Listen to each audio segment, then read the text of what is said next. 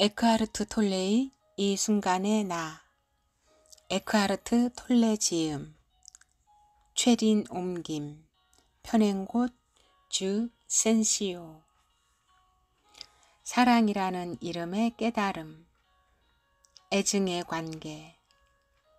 당신이 현존에 자주 다가가지 않는다면 모든 인간관계, 특히 아주 가까운 사람과의 관계는 깊은 상처가 생기며 마침내 무너지게 됩니다. 가령 사랑에 빠져있는 동안에는 잠깐 동안 그 관계가 완벽해 보일 수 있습니다.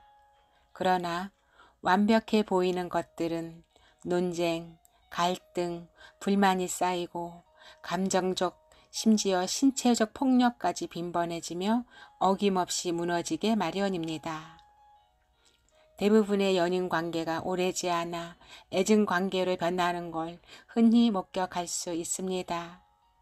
그러면 한때 사랑이라 여겼던 감정이 험악한 공격과 적대감으로 변질되기도 합니다.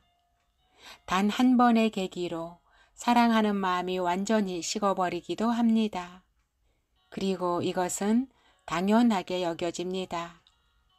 인간관계에서 사랑과 동시에 그와 상반되는 감정인 공격성이나 폭력성을 경험하고 있다면 당신은 에고의 집착과 중독적인 애착을 사랑이라고 착각하고 있는 것입니다.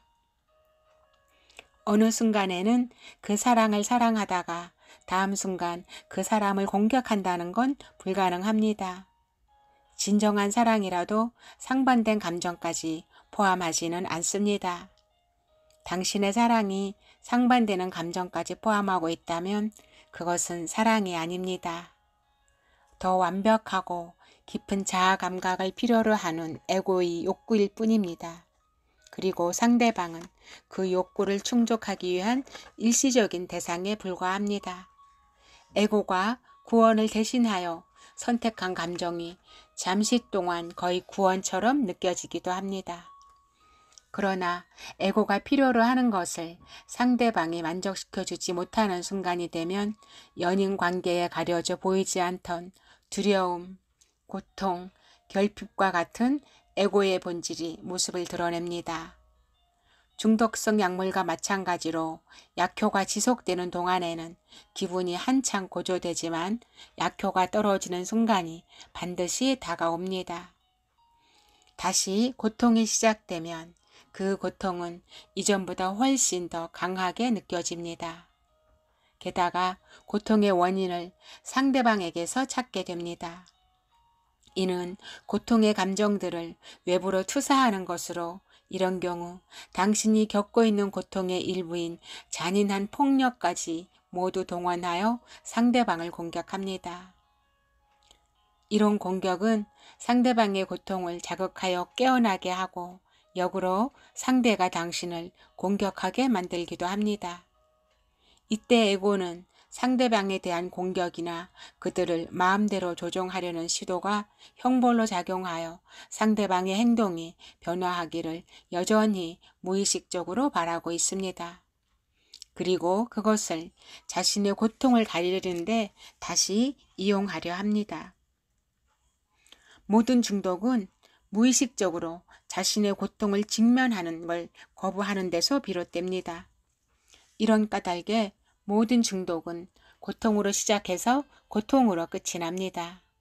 알코올, 음식, 약물, 사람 등 당신이 무엇에 중독되든 모든 중독은 자신의 고통을 덮기 위해 무언가 혹은 누군가를 이용하는 것입니다.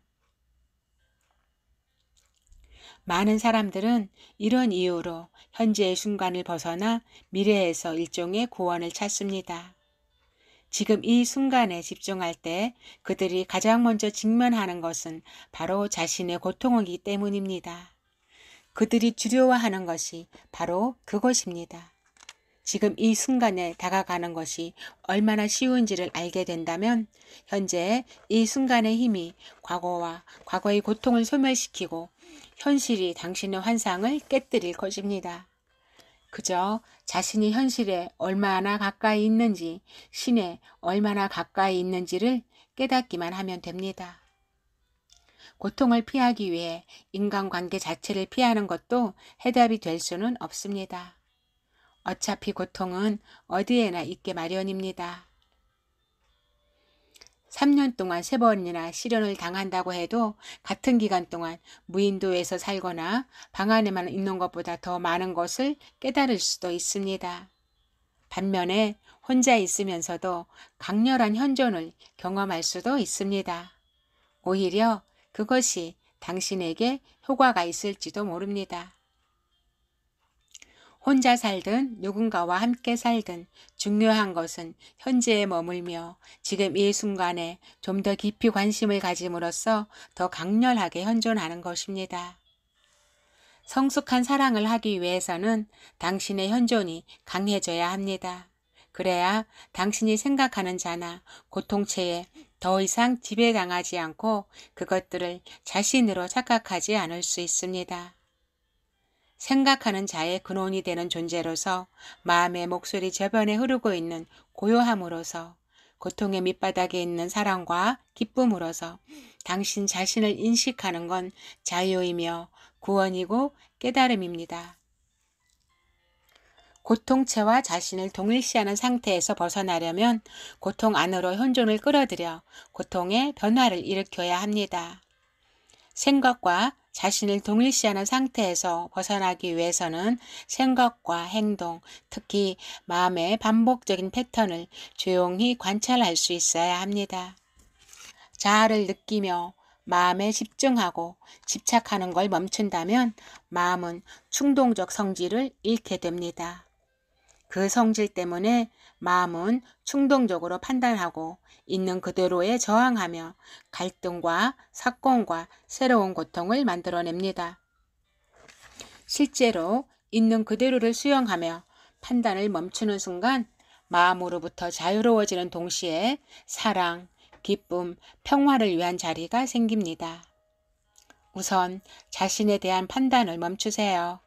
그리고 상대방을 판단하는 것도 중지하세요. 관계를 변화시키는 가장 좋은 방법은 어떤 식으로든 상대방을 판단하거나 바꾸려 하지 말고 상대방을 있는 그대로 온전히 받아들이는 것입니다. 그러면 그 순간 당신은 에고를 초월합니다. 모든 마음의 게임에서도 중독이나 다름없는 집착에서도 해방될 수 있습니다. 더 이상 희생자도 가해자도 없으며 비난하는 사람도 비난받는 사람도 없습니다. 이렇게 되면 서로에게 의존하지 않게 되고 누군가의 무의식적인 패턴에 휩쓸려 계속 똑같은 상황에 놓이는 것도 끝납니다. 떨어져 있으면서도 사랑할 수 있고 함께 존재 속으로 지금 이 순간 속으로 더 깊이 들어갈 수 있게 됩니다. 너무나 간단하지 않나요? 관계를 변화시키는 가장 좋은 방법은 어떤 식으로든 상대방을 판단하거나 바꾸려 하지 말고 상대방을 있는 그대로 온전히 받아들이는 것입니다. 그러면 마음의 게임에서도 중독이나 다름없는 집착에서도 해방될 수 있습니다. 사랑은 존재의 상태입니다. 따라서 사랑은 외부가 아닌 당신의 내면 깊숙한 곳에 있습니다. 당신은 결코 사랑을 잃을 수도 없고 사랑도 당신을 떠날 수 없습니다. 사랑은 다른 사람의 육체와 같은 어떤 외적 형태에 의존하지도 않습니다. 존재의 고요함 속에서 당신은 형태와 시간을 초월하여 자신의 본질을 느낄 수 있습니다. 그것은 육체의 생기를 불어넣는 드러나지 않는 생명과도 같습니다. 다른 모든 이들과 모든 창조물 깊은 곳에서도 이와 같은 생명을 느낄 수 있습니다. 당신은 형태와 분리의 장막 너머를 바라봅니다. 이것이 하나됨에 대한 깨달음, 바로 사랑입니다.